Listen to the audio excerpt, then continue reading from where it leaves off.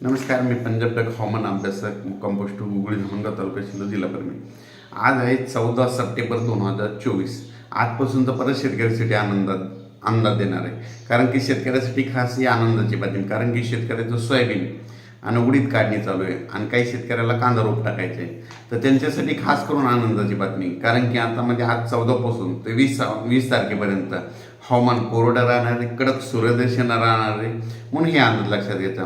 मग परत सर्व शेतकऱ्याला सांगू इच्छितो, तुम्ही काय करा, ह्या म्हणजे 5 ते 7 दिवसांमधून ज्यांचं सोयाबीन काढणी चालेल त्यांना काढून झाकून द्यावा.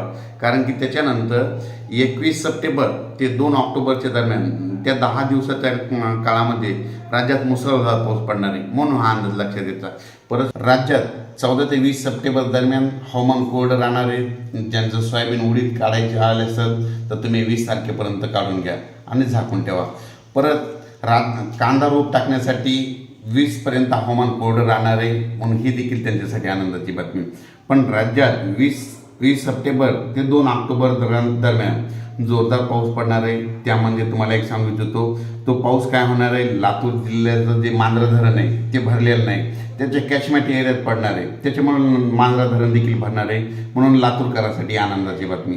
त्याच्यानंतर येलदरी धरणाचा जे कॅचमेंट एरिया म्हणजे पाणी जिथून आवक होते त्या बुलढाणा तिकडच्या भागामध्ये पाऊस पडणार आहे. त्याच्यामुळे येलदरी धरण देखील भरून जाणार आहे.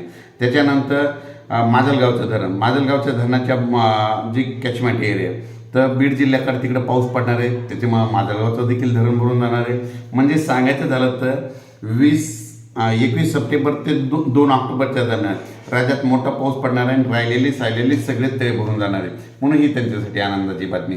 परत राज्यामध्ये तुम्हाला एक सांगू इच्छितो की ह्या महिन्यामध्ये 23, 24, 25 सप्टेंबरचा मोठा पाऊस पडणार आहे. पुढच्या महिन्यात जर सांगायचं झालं तर शेतकऱ्याला म्हणजे बऱ्याच शेतकऱ्यांचे मला मेसेज आले की पुढच्या महिन्यात पाऊस आहे का नाही.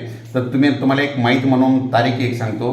म्हणजे पुढच्या महिन्यामध्ये दसऱ्यामध्ये 7, 8, 9 ऑक्टोबरला पाऊस पडणार आहे. म्हणून ही एक पाऊस येण्याची तारीख लक्षात घ्या.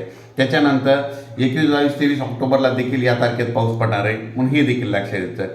आणि राज्यामध्ये म्हणजे थंडी, आता पाऊस निघून गेल्याच्या नंतर थंडी 5 नोव्हेंबरला येणार आहे. म्हणून हे देखील त्यांनी लक्षात द्यायचं. पण राज्यामध्ये 20 सप्टेंबर ते 2 ऑक्टोबरचा पाऊस हा लातूर, नांदेड, परभणी, धाराशिव, सोलापूर, सातारा, सांगली, कोल्हापूर त्याच्यानंतर कोकणात जास्त पडणार आहे. म्हणून हा अंदाज लक्षात द्यायचा.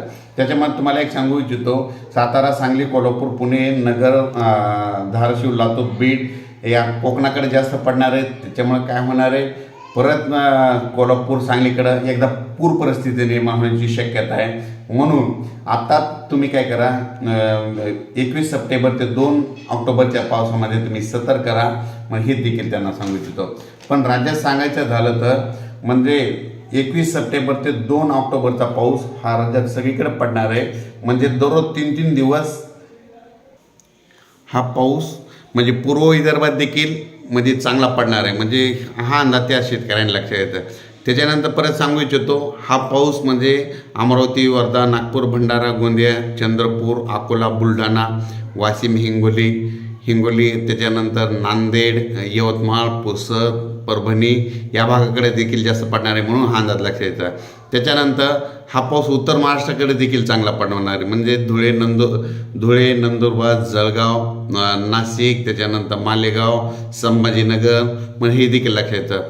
पण राज्यामध्ये हा पाऊस म्हणजे 21 सप्टेंबर ते 2 ऑक्टोबरच्या दरम्यान हा पाऊस म्हणजे कोकणपट्टीकडे देखील जास्त पडणार आहे.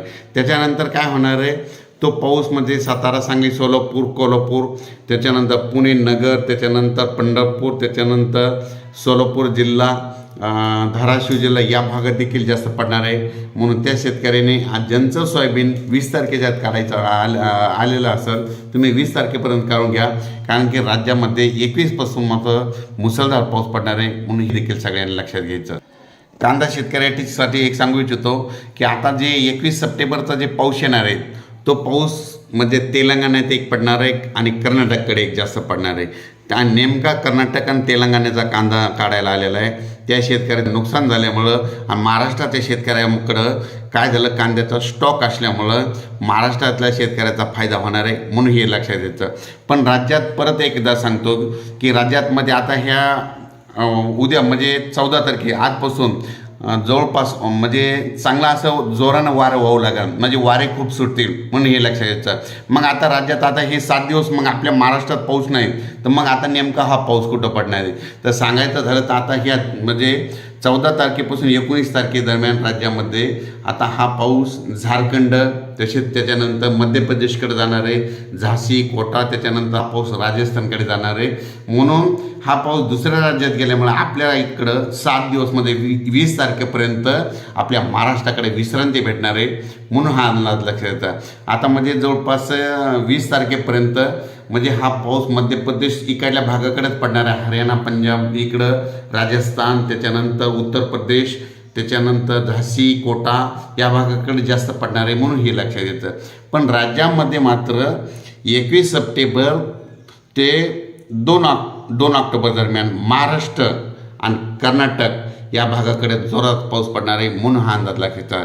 अचानक वातावरणात बदल झाला तर लगेच एक मेसेज दिला जाईल. धन्यवाद.